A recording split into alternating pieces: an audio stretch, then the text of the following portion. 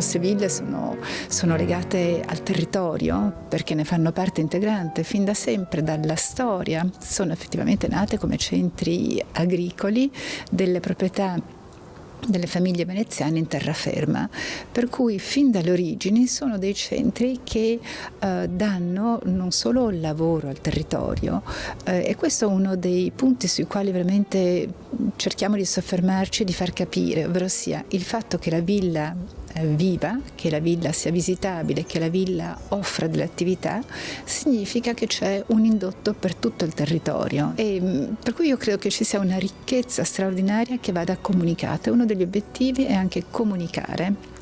Dunque, dicevo, un elemento aggregante per i proprietari che devono costituire rete, un elemento di valorizzazione per tutto quello che è anche l'indotto del territorio, valorizzazione dei prodotti che si ricavano dalla terra, e dunque il legame deve essere stretto tra la villa e il suo territorio, non può essere visto solamente come una struttura monumentale, impressionante, bellissima, molto rappresentativa. È molto molto di più.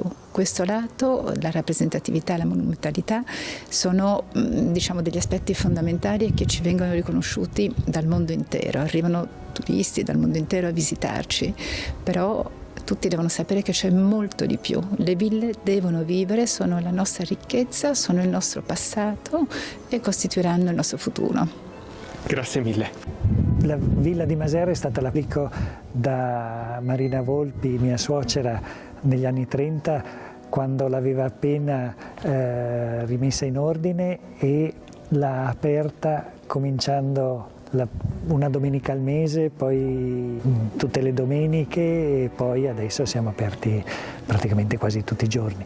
Per cui con mia moglie abbiamo fondato la strada del vino del nostro territorio. Insomma, è una cosa che il poter collaborare, il poter fare rete è una cosa molto importante, e che avendo a disposizione questo patrimonio straordinario che è la villa di Masera, insomma, è naturale poterlo fare. Ma diciamo, partendo proprio dalle radici della Villa Veneta. La Villa Veneta era un melting pot, appunto, dove si incontravano diversi mestieri, diversi saperi, diverse culture, e questi sono gli aspetti che io ho voluto anche valorizzare, perché io credo che la Villa Veneta rappresenti appunto uno scrigno pieno di esperienza che possa essere fruito da tutte le persone. Quindi abbiamo cercato anche di costruire dei percorsi, degli itinerari esperienziali, abbinando spesso anche i prodotti enogastronomici alle varie attrazioni del nostro sito. Quindi si possono assaggiare dei vini o anche delle composte o il miele in luoghi diversi all'interno della nostra azienda.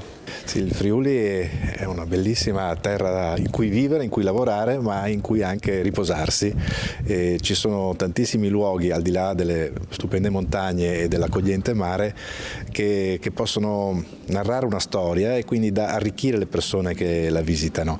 La villa, parlando delle ville, più famosa è certamente Villa Manin, che è stata proprio costruita dall'ultimo doge di Venezia nel centro del Friuli. Aveva una funzione non solo di villeggiatura, era un'importantissima azienda agricola, ma era anche un concetto un po' di dominare un territorio, controllarlo più che dominare. Ecco.